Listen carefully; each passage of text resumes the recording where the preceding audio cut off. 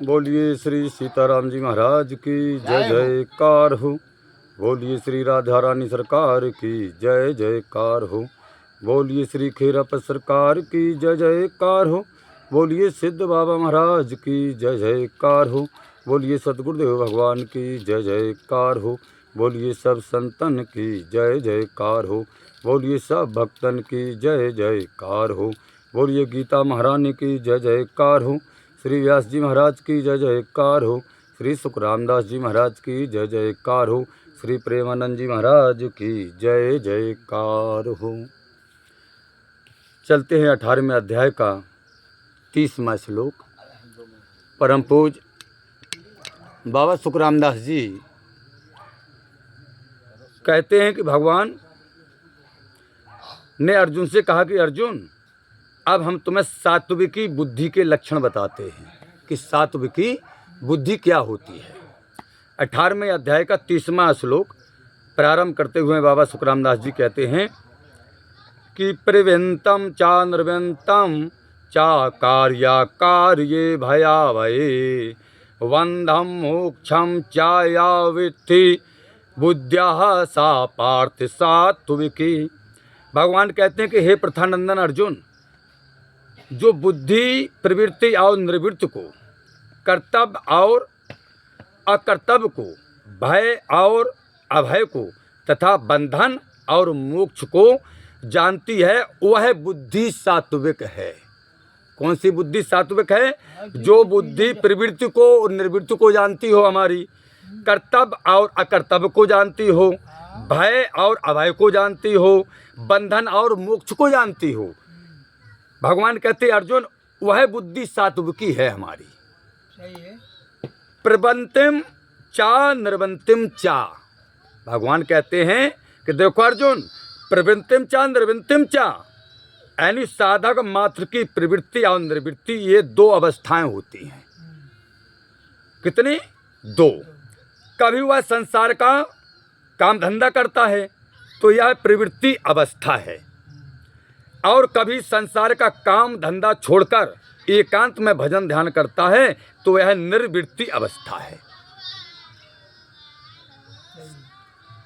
परंतु इन दोनों में संसारिक कामना रहित प्रवृत्ति और वासना रहित निर्वृत्ति, ये दोनों ही अवस्थाएं प्रवृत्ति हैं, अर्थात संसार में लगाने वाली हैं, तथा संसारिक कामना रहित प्रवृत्ति और वासना रहित निर्वृत्ति, ये दो ही अवस्थाएं निर्वृत्ति हैं, अर्थात परमात्मा की तरफ ले जाने वाली हैं। हम परिवार में हैं, संसार में हैं, परिवार में हैं, हम अपने परिवार का सिद्धांत से सही तरीके से ईमानदारी से पालन पोषण करके निकल जाएं, ये भी हमें भगवान तक ले जाएगी। और निर्वृत्ति, हम भजन कर रहे हैं, संसार से दूर हैं, भजन कर रहे हैं, वो भी ले जाएगी हमें। यानी दोनों अवस्थाएं हमें भगवान पर ले जाने वाली हैं। कब? जब हमारी बुद्धि सात्विकी बुद्धि होगी, तब सात्विकी बुद्धि ले जाएगी हमें। हाँ। अब परम पूज्य बाबा सुखरामदास जी कहते हैं भैया, वास्तव में गहरी दृष्टि से अगर देखा जाए, गहरी अगर दृष्टि से देखा जाए, तो कामना और वासना रहित प्रवृत्ति और निर्वृत्ति भी यदि अपने सुख आराम आदि के लिए ही जाएं, तो वे दोनों ही प्रवृत्ति हैं। क्यों हैं? बोले इसलिए कि वे दोनों ही बांधने वाली हैं, अर्थात उनसे अपना व्यक्तित्व नहीं मिटता है, वो उनका स्वभाव है।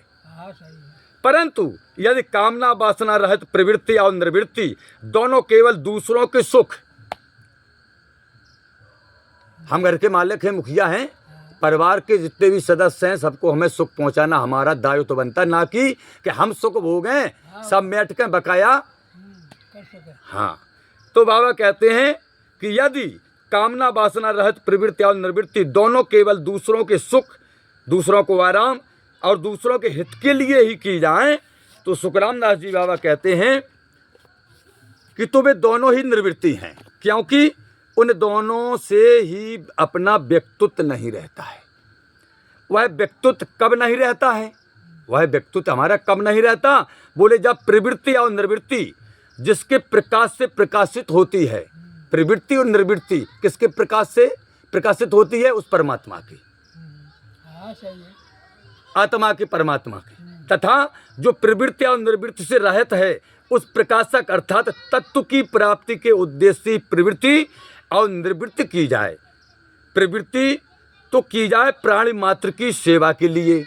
अपनी प्रवृत्ति स्वभाव बनाओ कि अपने दादा परदादा बब्बा बहू पिताजी परिवार वालों की, बड़े बूढ़ों की हमें सेवा करना है, ये प्रवृत्ति बनाओ। और निर्वृत्ति की जाए परम विश्राम अर्थात स्वरूप स्थिति के लिए। कार्य शास्त्र वर्ण आश्रम की मर्यादा के अनुसार जो काम किया जाता है वह कार्य है, और शास्त्रों आदि की मर्यादा से विरुद्ध जो काम किया जाता है वह अकार्य है। जिसको हम कर सकते हैं, जिसको जरूर करना चाहिए, जिसको हम कर सकते हैं, जिसको जरूर करना चाहिए और जिसको करने से जीव का जरूर कल्याण होता है वह कार्य अर्थात कर्तव्य कहलाता है। और जिसको हमें नहीं करना चाहिए तथा जिससे जीव का बंधन होता है वह अकार्य अर्थात अकर्तव्य कहलाता है। हम गलत काम करेंगे जो हमें नहीं करना चाहिए, और हम गलत काम करेंगे तो हम बंधन में बंधेंगे जन्म मरण के में। और जिस कार्य को हमें करना चाहिए, हमारे शास्त्र बताते हैं कि माता पिता की सेवा करिए, हम जन्म मरण के बंधन में नहीं बंधेंगे, क्योंकि शास्त्र कहता है कि माता पिता की सेवा करिए, और शास्त्र कहता है कि माता पिता को दुख मत दीजिए। और हम अगर दुख देंगे तो बोले जन्म मरण के चक्कर में पड़ना ही हमारा शास्त्र कहता, और सत्य है कि हमारा धर्म नहीं कहता। धर्म कहता माता पिता की सेवा करो मोक्ष पाओ, और माता पिता को दुख दोगे ये शास्त्र नहीं कहता है। शास्त्र कहता है कि दुख दोगे तो जन्म मरण के बंधन में पड़ो। वह अकार्य अर्थात कर्तव्य, वह अकार्य अर्थात अकर्तव्य कहलाता है जो शास्त्र के विरुद्ध हम काम करते हैं। जिसको हम नहीं कर सकते वह अकर्तव्य नहीं कहलाता, वह तो अपनी असामर्थ है। यार हम फलाने काम को नहीं कर पाए, तो जब तुम्हारी असमर्थता है क्या नहीं कर पे हो, दूसरा आदमी कर रहा हो तुम क्या नहीं कर पे हो, तो ये असमर्थता है। भय और अभय के कारण को देखना चाहिए हमें। भय और अभय के कारण को हमें देखना चाहिए। जिस कर्म से अभी और परिणाम में अपना और दुनिया का अनिष्ट होने की संभावना है वह कर्म भय अर्थात भयदायक है। हमने किसी का मर्डर कर दिया, हमारे लिए भी भय है नहीं, और इसमें दूसरे के परिवार का गलत, दूसरे के परिवार के साथ आपने गलत किया है, अनिष्ट किया है, उसके साथ किया है, तो वह कर्म कौन है? वह कर्म भय अर्थात भयदायक है। डर लगे जा कर्म में हमें। और जिस कर्म से अभी और परिणाम में अपना और दुनिया का हित होने की संभावना है, कोई कार्य हम ऐसे कर रहे हैं जैसे जिसमें हमारा भी कल्याण है और दुनिया का भी कल्याण हित है, यह कर्म अभय अर्थात सबको अभय करने वाला है। जैसे संकट आया, गांव भर इकट्ठे हुए हनुमान जी पे भागवत बोली, भागवत हो रही 14 तारीख से ग्राम वीरपुरा में, तो ये सबके हितकारी काम है, इसमें काहे का भय? ये अभय है, अभय है। परम पूज्य बाबा सुखरामदास जी कहते हैं कि मनुष्य जब करने लायक कार्य से च्युत होकर अकार्य में प्रवृत्त हो जाता है तब उसके मन में अपनी मान बढ़ाई की हानि और निंदा अपमान होने की आशंका से भय पैदा होता है फिर। परंतु जो अपनी मर्यादा से कभी विचलित नहीं होता, बाबा सुखरामदास जी कहते हैं कि जो मनुष्य कभी अपनी मर्यादा से विचलित नहीं होता, अपने मन से किसी का भी अनिष्ट नहीं चाहता और केवल परमात्मा में ही लगा रहता है, सत्कर्म में ही लगा रहता है, उसके मन में सदा अभय बना रहता है, किसी का डर नहीं उसे, न चोर और न चुगलखोरी करने का लेने देने। बाबा कहते हैं यह अभय ही मनुष्य को सर्वदा अभय पद यानी परमात्मा को प्राप्त करा देता है, यही अभय। हम अभय कब होंगे? अभय कब होंगे? जब हम सत्कर्म पर चलेंगे और हमारे जो वेद पुराण सनातन के शास्त्र कह रहे हैं उनके हिसाब से हमें चलना चाहिए। तब ऐसे मनुष्य को अभय पद मिलता है और वह अभय पद परमात्मा को प्राप्त करा देता है। इसलिए कहा है सत्य बराबर तप नहीं, झूठ बराबर पाप। उस जिसके हृदय साँच है सो ताके हृदय आप। बंधम मोक्षम चा या बेती, बंधम मोक्षम चा या बेती। जो बाहर से तो यज्ञ दान तीर्थ व्रत आदि उत्तम से उत्तम कार्य करता है, बंधम मोक्षम चा या बेती।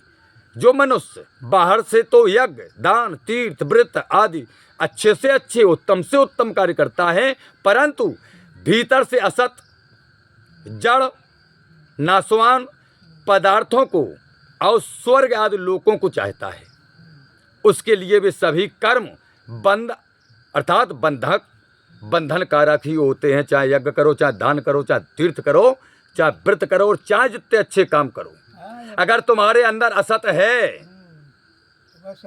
सब बेकार।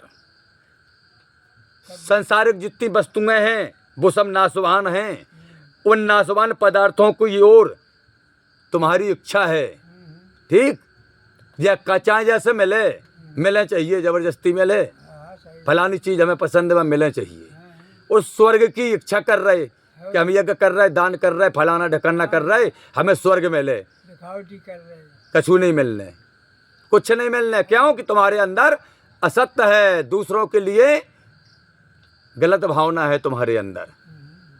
हाँ, केवल परमात्मा से ही संबंध रखना। बाबा सुखरामदास जी कहते हैं परमात्मा के सिवाय कभी किसी अवस्था में असत्य संसार के साथ लेस मात्र भी संबंध न रखना मोक्ष अर्थात मोक्षदायक है। अपने को जो वस्तुएं नहीं मिली हैं, अपने को बाबा सुखरामदास जी कहते हैं कि जो वस्तुएं नहीं मिली हैं उनकी कामना होने से मनुष्य उनके अभाव का अनुभव करता है। हमारे पास फलानी चीज़ नहीं है तो हमें ऐसा लगता है कि फलाने कक्का के पास फलानी चीज़ है, हमारे पास नहीं है, ये कमी महसूस होती है। वह अपने को उन वस्तुओं के परतंत्र मानता है। अरे नैया तो नैया, लेकिन अगर तुम्हारी इच्छा है कि यार फलानी चीज़ फलाने के पास है, हमारे पास नैया, तो तुम उस वस्तु के परतंत्र हो गए, उस वस्तु के परतंत्र हो चुके तुम। और वस्तुओं के मिलने पर अपने को स्वतंत्र मानता है कि फलानी चीज़ हमारे मन मुताबिक मिल गई, हम स्वतंत्र हैं। वह समझता तो यह है कि मेरे पास वस्तुएं होने से मैं स्वतंत्र हो गया हूँ, पर हो जाता है उन वस्तुओं के परतंत्र, हो जाता है उन वस्तुओं के परतंत्र। वो जानता कि हम स्वतंत्र हैं, लेकिन परतंत्र हो जाता है। वस्तुओं के अभाव और वस्तुओं के भाव, इन दोनों की परतंत्रता में इतना ही फर्क पड़ता है कि वस्तुओं के अभाव में परतंत्रता दिखती है, खटकती है, और वस्तुओं के होने पर वस्तुओं की परतंत्रता और परतंत्रता के रूप में दिखती ही नहीं, क्योंकि उस समय मनुष्य अंधा हो जाता है। बाबा सुखरामदास जी कहते हैं कि उस समय जब मनुष्य की हर वस्तु मन मुताबिक मिल जाती है तो वह अंधा हो जाता है। परंतु है ये दोनों ही परतंत्रता और स्वतंत्रता ही बंधन है। दोनों अभाव की परतंत्रता प्रकट विश्व है, विश्व जहर है। अभाव की प्रकटता जो है वो प्रकट विष है, अभाव की परतंत्रता प्रकट विष है, और भाव की परतंत्रता छिपा हुआ मीठा विष है, छिपा हुआ मीठा विष है। पर है दोनों ही विष, विष तो मारने वाला ही होता है, चाहे मीठा हो और चाहे चिरपरा हो। बाबा सुखरामदास जी कहते हैं कि निष्कर्ष यह निकला, रिजल्ट यह निकला। क्या निकला रिजल्ट? कि सांसारिक वस्तुओं की कामना से ही बंधन होता है। रिजल्ट ये निकला कि संसार की जितनी वस्तुएं हैं इन्हीं से बंधन होता है, क्योंकि इनसे हमारा कोई रिश्ता ही नहीं। संसार की वस्तुओं से, शरीर से भी तो रिश्ता नहीं है। ये शरीर भी तो इस संसार का दिया हुआ है। इंद्रियां, मन, वाणी सब संसार की दी हुई हैं, सब संसार की दी हुई हैं। और संसार नाशवान है। जितनी भी चीज़ें दिखा रहे हैं ये सब नाशवान हैं, और इनसे हमारा जरा भी रिश्ता नहीं है। जब हम जाते हैं तो ये एक भी चीज़ हमारे साथ नहीं जाती हैं। यहाँ तक कि शरीर के साथ हम 70, 80, 100 वर्ष रहते, ये शरीर भी मेरे साथ नहीं जाता है। तो अब किसके साथ हमारा संबंध हो सकता है भैया? हैं? संसार की किसी वस्तु के साथ हमारा संबंध नहीं हो सकता है।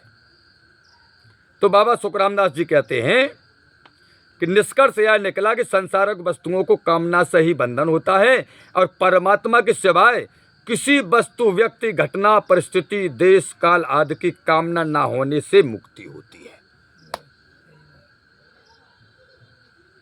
यदि मन में कामना है तो वस्तु पास में हो तो बंधन और पास में,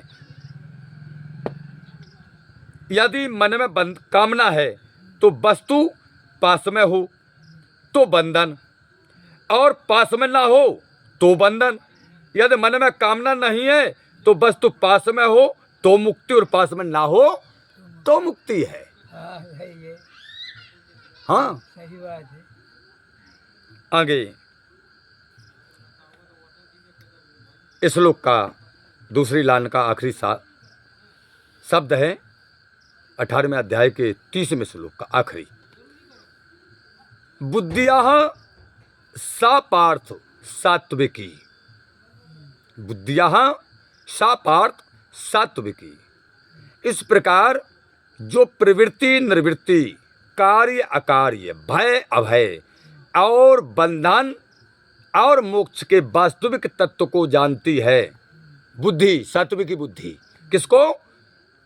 प्रवृत्ति और निवृत्ति को जानती सात्विकी बुद्धि, कार्य अकार्य को, भय अभय और साथ में बंधन और मोक्ष के वास्तविक तत्व को जानती है, वह बुद्धि सात्विकी है। 30वें श्लोक में सात्विकी बुद्धि का वर्णन भगवान श्री कृष्ण अर्जुन को बतलाते हैं। इनके वास्तविक तत्व को जानना क्या है भगवान कहते हैं? भगवान कहते हैं कि अर्जुन, इन वास्तविक तत्व को जानना क्या है? प्रवृत्ति, निवृत्ति, कार्य अकार्य, भय अभय और बंधन मोक्ष, इनको गहरी रीत से समझकर जिसके साथ वास्तव में हमारा संबंध नहीं है, उस संसार के साथ संबंध न मानना, और जिसके साथ हमारा स्वतः सिद्ध संबंध है, ऐसी प्रवृत्ति, निवृत्ति आदि के आश्रय तथा प्रकाशक परमात्मा को तत्व से ठीक ठीक जानना, यही सात्विकी बुद्धि के द्वारा वास्तविक तत्व को ठीक ठीक जानना है। यही है ठीक ठीक जानना। 18वें अध्याय का 31वां श्लोक परम पूज्य बाबा सुखरामदास जी व्याख्या करते हुए कहते हैं कि अब राजसी बुद्धि के लक्षण सुनिए। अर्जुन ने कहा, अर्जुन से कहा भगवान ने कि अर्जुन, अभी सात्विक बुद्धि के लक्षण बतलाए हमने, सुनिए राजसी बुद्धि के लक्षण क्या हैं। अया धर्म अधर्म, अया धर्मम धर्मम चा कार्यम चा कार्म्यो चा अयथावत प्रजानाति बुद्धिया सा पार्थ राजसी। भगवान कहते हैं कि हे अर्जुन, मनुष्य जिसके द्वारा धर्म और अधर्म को, कर्तव्य को भी ठीक तरह से नहीं जानता, वह बुद्धि राजसी है। मनुष्य जिसके द्वारा धर्म और अधर्म को, कर्तव्य को भी नहीं, अकर्तव्य को भी नहीं जानता, वह बुद्धि राजसी है। कि हमारा क्या कर्तव्य बनता है, हाँ, हमारा क्या धर्म बनता है, बोलिए क्या है? बोलिए राजसी बुद्धि है। अया धर्मम धर्मम चा, शास्त्रों ने जो कुछ भी विधान किया है, बाबा सुखरामदास जी कहते हैं, वह धर्म है। वह धर्म है जो हमारे शास्त्रों ने हमें विधान बना करके दिया है, वह हमारे लिए धर्म है। अर्थात शास्त्रों ने जिसकी आज्ञा दी है और जिससे परलोक में सदगति होती है, वह हमारा धर्म है। जिससे परलोक में हमारी सतगति होती है, वह भी हमारा धर्म है। शास्त्रों ने जिसका निरोध किया है वह अधर्म है। शास्त्रों ने रोका है पर नारी तिरछी छुरी तीन तरफ से खाए, धन हरे, वैभव हरे और नरक लोक ले जाए। बोले पर नारी को माँ बेटी के समान समझो, और हम नहीं समझ रहे हैं तो क्या होगा? फिर वही होगा, अधर्म है वो। अर्थात शास्त्रों ने जिसकी आज्ञा नहीं दी है और जिससे परलोक में दुर्गति होती है वह हमारा अधर्म है। जैसे मान लो, सुखराम दास जी महाराज कहते हैं कि मान लो अपने माता पिता अपने बूढ़े और बूढ़ों की सेवा करने में, दूसरों को सुख पहुंचाने में, दूसरों का हित करने की चेष्टा में, अपने तन में, मन में, धन में योग्यता, पद, अधिकार, सामर्थ्य आदि को लगा देना ही धर्म है। ये है धर्म। अपने माता पिता की सेवा में, अपने बूढ़ों की सेवा में, दूसरों के सुख पहुंचाने में, दूसरों का हित करने की चेष्टा हमारे तन मन में होनी चाहिए। योग्यता, पद, अधिकार, सामर्थ्य आदि को लगा देना यही धर्म कहलाता है। ऐसे ही कुआं बावड़ी खुदवाना, धर्मशाला, औषधालय बनवाना, प्याऊ सदाव्रत चलाना, देश ग्राम मोहल्ले के अनाथ तथा गरीब बालकों की ओर समाज की उन्नति के लिए अपनी कहलाने वाली चीज़ों को आवश्यकता के अनुसार उनकी ही समझकर निष्काम भाव से उदार पूर्वक खर्च करना, ये हमारा धर्म है। ये धर्म नहीं कि शराब पे भाव। धर्म यही है कि सही शिक्षा बतलाओ, लेकिन यार भैया आज बतलाओ तो पुलिस द्वारा खड़ी है बिल्कुल। जो तो धर्म नहीं है आज के युग में, लेकिन हमारे शास्त्रों ने यही बताया है। तो चलो भैया, दूसरा नहीं मान रहा, नहीं मानो, खुद मान जाओ, खुद मान जाओ। ये हमारा धर्म है। इसके विपरीत अपने स्वार्थ, सुख, आराम के लिए दूसरों की धन संपत्ति, हक, पद, अधिकार छीनना, दूसरों का अपकार यानी अपमान, दूसरों का अहित, हत्या आदि करना, अपने तन मन धन योग्यता पद अधिकार आदि के द्वारा दूसरों को दुख देना, इसे भैया क्या कहेंगे? बाबा सुखराम दास जी कहते हैं कि अधर्म है। अधर्म। बोले सदगति नहीं होगी, बोले क्या होगी? बोले कोगाती। बोले की न देखी होना हुआ, बोले ना, जो पातक दे ही से होई, बिन भोगे छूटे नहीं सोई।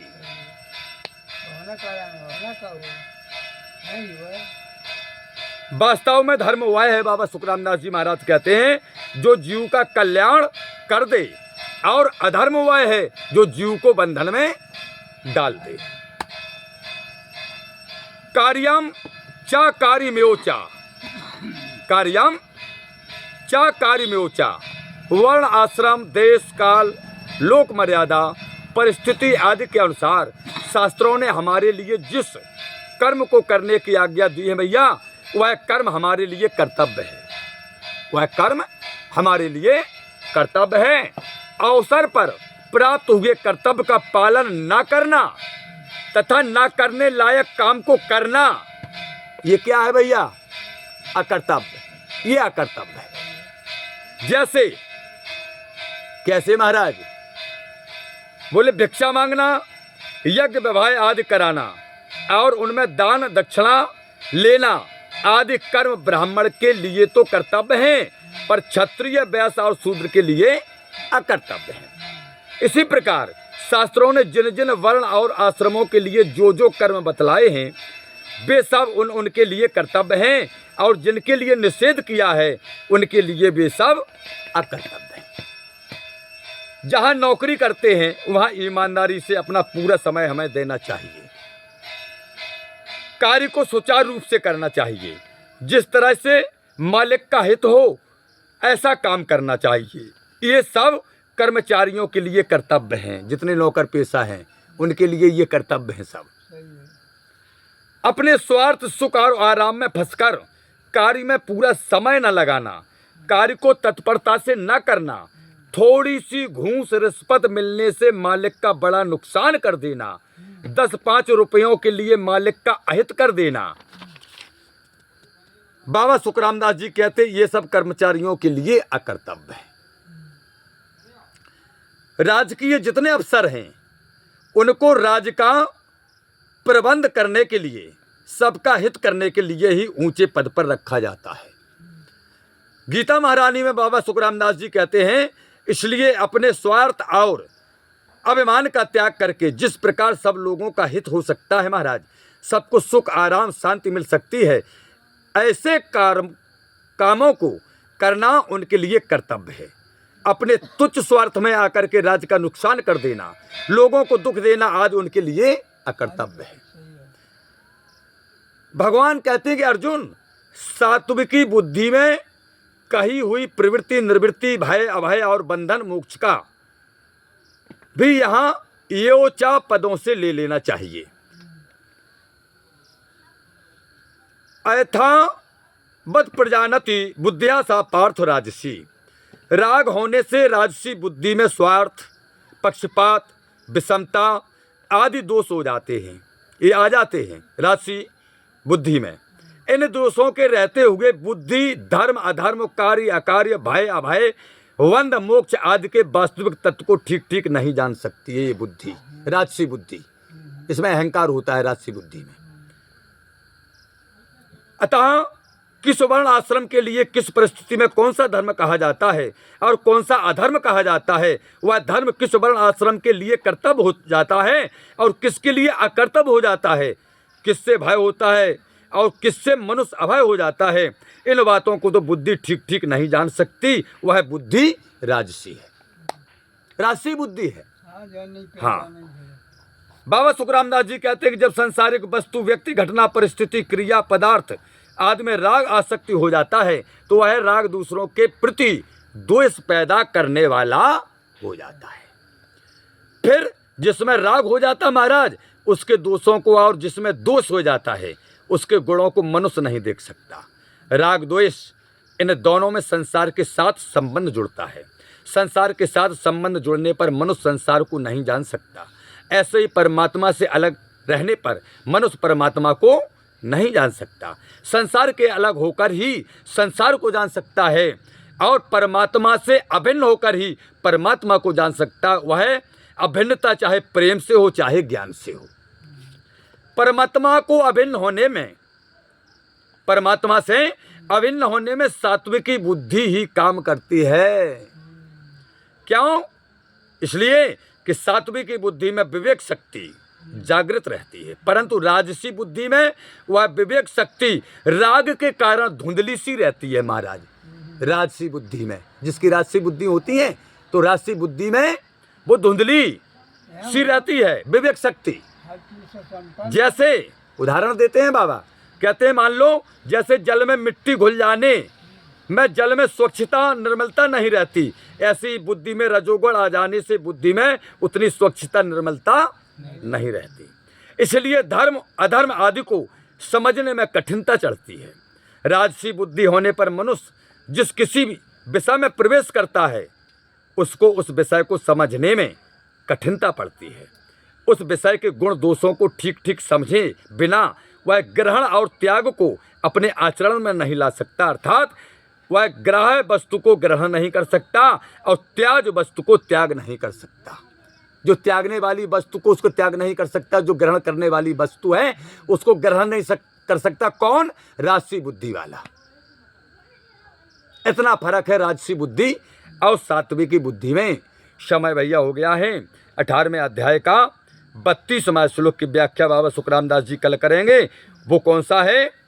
2 बुद्धि सुन लिया आपने, सात्विकी राजसी। अब तामसी बुद्धि के लक्षण गीता महारानी के 18वें अध्याय के 32वें श्लोक में बाबा सुखराम दास जी कल सुनाएंगे। श्लोक है, अधर्मम धर्ममितया मन्यते तमसा वृताः सर्वार्थार्थ बिन परिक्तांक्षो बुद्धिया सा पार्थ तामसी।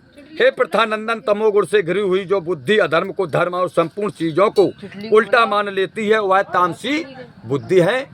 संध्या वंदन है। भक्त लोग हमारे आरती के लिए आ गए हैं गद्दी पर, तो कथा का भी विसर्जन है। करो बेटा आरती करो सब लोग, चलो करो आरती, करो शुरू। कर दो शुरू बेटा।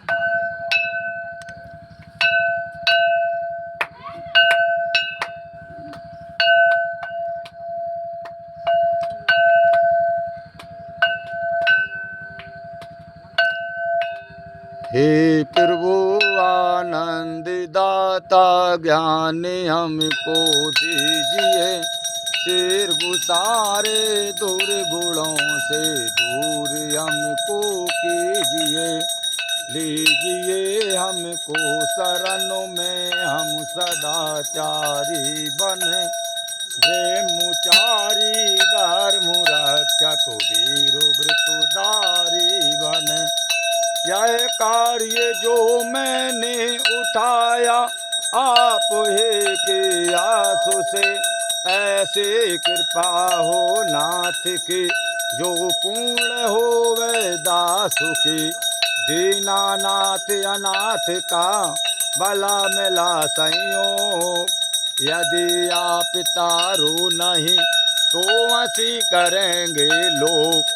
हे रामा पुरुषोत्तमा नरहरि नारायण केशवा, हे गोविंदा गरुण तुझे गुण निधि दामोदर माधवा।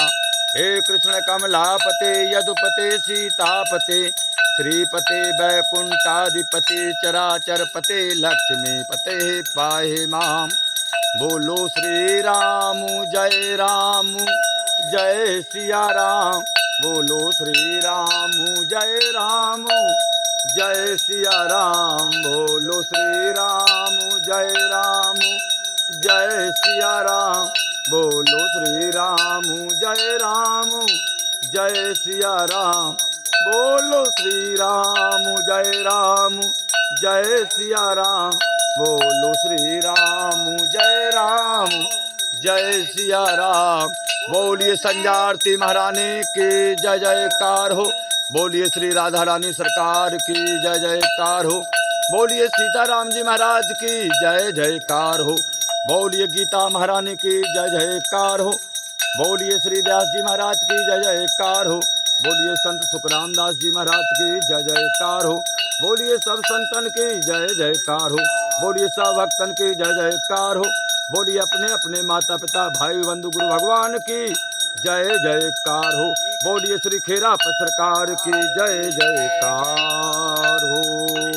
हरिओम शांति शांति शांति, बोलिए संजारती महारानी की जय जयकार हो, सच्चे दरबार की जय हो।